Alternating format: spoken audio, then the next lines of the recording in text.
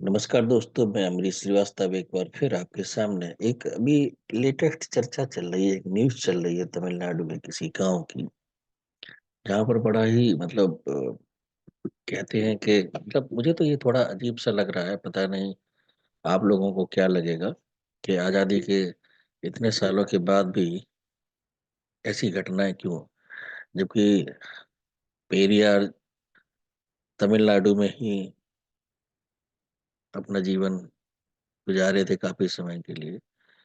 तो कुछ डाइजेस्ट नहीं हो रहा है। मुझे क्या लग रहा है कि ये नैरेटिव्स हैं जो सेट किए जा रहे हैं, खास तौर से लोकसभा के 2024 के चुनाव में कैसे समाज में एक विद्वेषपूर्ण वातावरण उत्पन्न किया जाए, कैसे लोगों को जो सामाजिक सौहार्द चल रहा है उसमें एक एक अद्भुत सी हलचल पैदा की जाए जिसका कोई बेस नहीं है। मैं आपको सबसे पहले ट्विटर के ऊपर लेके चलता हूँ, जहाँ बहुत सारे लोग जो हैं अपने ज्ञान का बखान करते हैं और नैरेटिव सेट करते हैं। नैरेटिव्स क्या होते हैं? नैरेटिव्स ऐसे होते हैं जैसे मैं सपोज करिए कि मैं किसी ऐसी जगह पर रहने वाला हूँ जो पर्वतीय क्षेत्रों से दूर है। अब नैरेटिव्स कैसे सेट होंगे कि जो पहाड़ों के लोग हैं उनको ये बताया जाए कि जो शहरों से लोग आते हैं जो वो बहुत चालाक होते हैं और वो आपको बेवकूफ बना सकते हैं। वो यहाँ पर आते ही हैं चोरी चपाटी करने के लिए। तो एक बार, दो बार, तीन बार, चार बार अगर उनको बोला जाएगा तो कहीं ना कहीं उनके माइंड में घर कर जाएगा। ऐसे ही नरेटिव्स आपके लिए भी सेट हो सकते हैं कि आपको ये बताया जाए कि जो पहाड़ों पे लोग रहते हैं वो आपके सामान को चुरा लेंगे, आपसे मार पिटाई कर लेंगे, क्योंकि आप वहाँ इतनी दूर जाते हैं, आपके साथ कुछ भी हो सकता है। ये एक ऐसे नैरेटिव सेट होने के बाद क्या होगा कि हम दोनों अगर कभी मिलेंगे तो एक दूसरे को संदिग्ध नजरों से देखेगा। उसकी नजर में मैं चोर हूँ और मेरी नजर में वो चोर है। हम दोनों एक दूसरे पर विश्वास नहीं करेंगे और कभी ना कभी ऐसी सिचुएशन आएगी जहां खुद को प्रोटेक्ट करने के लिए हम ओवर प्रोटेक्टिव हो जाएंगे और वही सामने वाला भी करेगा। और इसके बाद मन में ये विचार पूरी तरह से दृढ़ हो जाएगा कि हाँ, जो इनके बारे में कहा गया है वो सही कहा गया है। मैं आपको ले चलता हूँ ट्विटर के ट्रेंड के ऊपर, जिस पे बहुत अच्छी चीजें अभी चल रही हैं। देखिए, यहाँ पर ये वर्ग इतने जागरूक है, मैं इनको टापर नहीं मानता, इतने मिले हैं। चलिए ठीक है, ये दूसरे वाले भाई साहब हैं। इसके बाद ये हैं जिनका एक ही काम है, ये ऐसी फोटो डाल करके, ये डॉक्टर पाखंडी। इसके बाद तो ये तो चलो है ही। फिर आ जाते हैं ये। फिर इन्होंने भी एक बात कही है कि तोड़ दो कानून के नजर में ये है। और ये देखिए, ये इस चीज को ध्यान से देखिए, ठीक है ना। फिर हम और नीचे आते हैं, तो थोड़ा सा हम पीछे कर लेते हैं। एक ये है, इनका भी एक ही एजेंडा है, ये और ये सब ऐसे ही। ये भी हैं, इनकी भी कहानी अलग है, इनका अलग है। ये आप अगर ट्विटर के ऊपर देखेंगे तो आपको दीजिए, ये अलग है। तो आपको महसूस होगा कि दुनिया कहाँ से कहाँ पहुंच चुकी है। जिन समाज के लोगों को ये समझा जाता था कि वो कमजोर हैं सामाजिक, आर्थिक और शैक्षणिक रूप से, आजादी के 70 के सालों के बाद भी हम ये मानक तय नहीं कर पाए हैं कि किस चीज की कमी होने पर हम इनको कमजोर बोलें। अगर कोई स्नातक पास है तो क्या हम उसको बोलेंगे कि ये शैक्षणिक रूप से कमजोर है? शिक्षा में कमजोर होता है कि चलिए 30% मार्क्स नहीं आए, 33-34 है। यदि कोई व्यक्ति जीवन यापन कर रहा है, आर्थिक रूप से कमजोर नहीं कह सकते हैं। और अगर उसके खुद के समाज के लोग उसके साथ खड़े हैं, तो हम उनको सामाजिक रूप से भी कमजोर नहीं है। समाज का अपना एक दायरा है, अपना एक स्थान है, मेरा समाज मेरी दुनिया। जैसे अगर कोई शिक्षक वर्ग से है तो शिक्षक वर्ग उसके समाज हो गए, कोई रेलवे में है तो रेलवे का समुदाय उसका समाज हो गया। ऐसे ही इन सर्विसेज के अलावा भी एक समाज है जिसमें मनुष्य रहता है। हर जाति का, हर वर्ग का अपना एक समाज है। इनका भी अलग समाज है। ये अपने समाज में खुश है, यानी कि ये समाज में यूनाइटेड है। अब एक खबर मैंने पढ़ी, ये वाली, इनका ये कहना है 16 Dalits walk with slippers on dominating caste street and years of scores in Tamil Nadu. ये देखिए, इसकी टाइमिंग देखिए, 26 दिसंबर 2023, नया साल आने वाला है, चुनाव आने वाले हैं। देश को आजाद हुए इतना समय हो गया, आज तक इस घटना की तरफ किसी का संज्ञान नहीं गया। पेरियार तमिलनाडु में ही थे। बहुत सारे राजनेता यहाँ से निकले होंगे, विधायक भी बने होंगे, सांसद भी बने होंगे, पंचायत अधिकारी भी, चलिए छोड़ दीजिए इनको, ये हो सकता है कि डोमिनेटिंग है। लेकिन प्रशासनिक अधिकारी यहाँ पर तो होगा, नायब तहसीलदार होगा, तहसीलदार होगा, डीएम होंगे, बीडीओ होंगे। क्या किसी ने भी इस घटना के बारे में कोई संज्ञान नहीं लिया? अब इनकी कहानी पूरी हम देखते हैं। ये all the 16 residents of state are Naikars.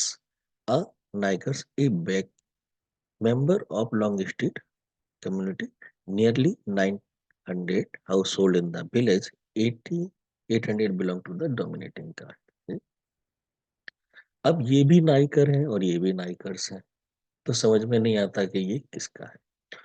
यहाँ पर एक बहुत ही इंपॉर्टेंट पॉइंट जो मेरे माइंड में आया है, वो खासतौर से ये है,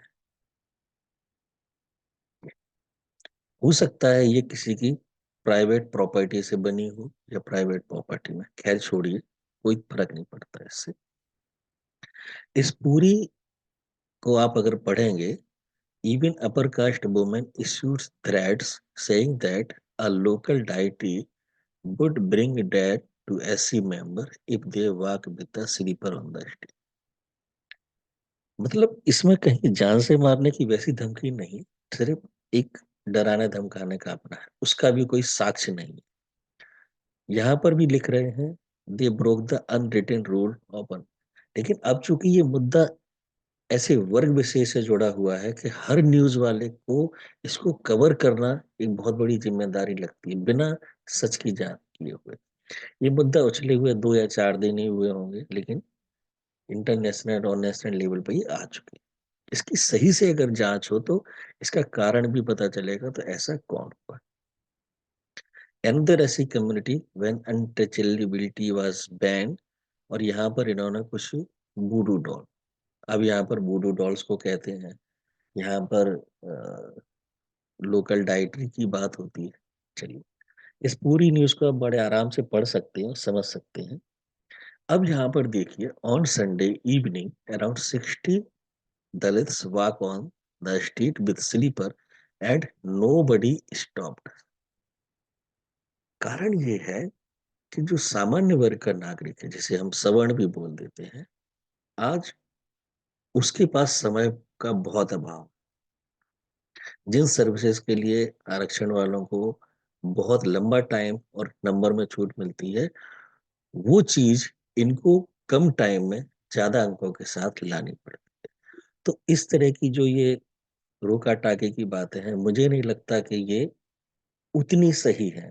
मतलब अगर मैं यहाँ इस जिले का जिलाधिकारी जानता या खुद होता, तो कम से कम ऐसी घटना के ऊपर एक जांच कमेटी की गठन तो जरूर करता कि इसकी सच्चाई तो जानो कि ये आखिर है क्या। क्योंकि इस तरह के नैरेटिव सेट हो चुके हैं कि इसमें अंदर जांच करने से लोग डरते हैं, कहीं उनके ऊपर ये आरोप न लग जाए कि वो दलित विरोधी मानसिकता के हैं, या ये साहब तो मनुवाद के पीछे पड़े हुए हैं। अभी देखिए, ये यहाँ पर आपके कई सारे लोग होंगे जो मनुवाद और इस सब को बोलते रहते हैं। तो मेरा मानना ये है कि इस तरह की जो घटनाएं घटित होती हैं, इनकी कायदे से सही से जांच तो हो कि क्या वाकई में किसी ने इनको रोका है, या अगर रोका है और इन्होंने उस काम को किया है तो किसी ने इनके ऊपर कोई घातक हमला किया है। मतलब एक ऐसा हमला जो हमले की श्रेणी में आता। हर कोई अपनी टेरिटरी को सुरक्षित रखना चाहता है, जहां पर आप रहते हैं, जहां पर हम रहते हैं, हम अपनी जहाँ कार पार्क करते हैं, सब जगह को हम सुरक्षित रखना चाहते हैं।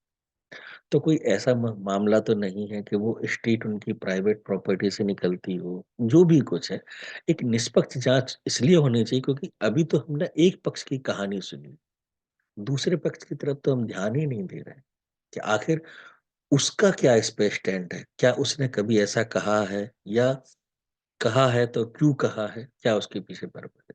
तो ये सारी चीजें इसलिए मायने रखती हैं कि जब तक हम दूसरा पक्ष नहीं सुनेंगे, हम किसी निर्णय पर कैसे पहुंच सकते हैं। मेरा तो बस इतना ही मानना है कि हमें चीजों को लेकर के थोड़ा सा संवेदनशील भी होना चाहिए, और ये भी देखना चाहिए कि हम एक पक्ष को उठाने के चक्कर में दूसरे पक्ष को ना गिरा दें। हालांकि ये ट्विटर वगैरह पे बहुत सारे लोग हैं जिनका काम पूरे दिन इसी तरह का जहर घोलना ही है, जिसमें सबसे आगे तो ये है। गोरेला में दलित कर्मचारी को बंधक बनाकर पीटा, हाथ तोड़ा, बिना नोटिस दिए काम से निकाला। अरे भाई, हर चीज को जाति से जोड़ना, हर चीज को जाति से जोड़ना, कोई ये देखिए, आप मतलब कोई भी घटना हो, एक ही मुद्दा है। ना हमें योग्यता देखनी है, ना हमको कोई कारण देखना है, ना कोई हमको कमी देखनी है। बस सिर्फ उठाया और उसको जाति से जोड़ दिया। इसके बाद अब मामला अपने आप में उलझ गया है। अगर मैं इनकी बात करूं तो जरा इनको देख सकते हैं। ये देखिए, इनके अलग ही। हमारा सवाल सीधा ईश्वर से। बहुत अच्छे, देखिए।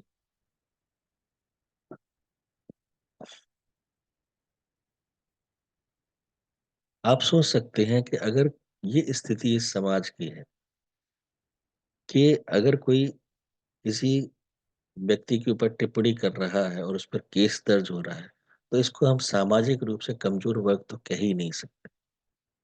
इसी में एक जगह पर आता है कि कहीं पर मार पिटाई भी की जाती है, सब कुछ किया जाता है। ठीक है ना। देखिए, इनके बाद जो दूसरे हैं वो ये भाई साहब हैं। इनका काम भी गाली गलौज करना ही है। देखिए भाई, यहाँ पर ये जो स्थिति है इसके जिम्मेदार आप लोग हैं, क्योंकि जो सुविधाएं सरकार की तरफ से इनके लिए होनी चाहिए तो इनको बीच में आप हड़प रहे हैं। ऐसी बहुत सारी हैं कि अगर हम लोग सच में जानकारी जानना चाहें तो हमको पता चलेगा कि ऐसे नैरेटिव ही सेट कर दिए गए हैं कि इस मुद्दे पर कोई बोलना ही नहीं, और तर्कपूर्ण तो बिल्कुल ही नहीं। एक कंफर्मेशन बाइस्ट वाली स्थिति है। अब शूद्रों की बात होती है, ओबीसी को घुसेड़ दिया, दलितों को घुसेड़ दिया, जबकि ऐसे कोई शब्द ही नहीं। कहाँ से ये ओबीसी आया, कहाँ से दलित आया, कहाँ से अति दलित आया, समझ के बाहर है। मनुस्मृति का शूद्र जो है सर्विस क्लास का, आज भी ड्राइवर है आपका, चपरासी है, माली है, गार्डनर है। इनको एक शिक्षक का जो माली है वो पढ़ा तो नहीं सकता ना। ना मास्टर साहब उसको बनाया जाएगा। वो तो एग्जाम होते, तो उस समय भी कुछ ना कुछ एग्जाम होते होंगे। तो मेरा तो सिर्फ इतना ही कहना है कि इस तरह की जो घटनाएं होती हैं इनकी एक निष्पक्ष जांच बहुत जरूरी है, नहीं तो समाज के एक वर्ग को उठाने के चक्कर में हम दूसरे वर्ग को उपेक्षित करते जाएंगे। ठीक है। जय हिंद, जय भारत, वंदे मातरम।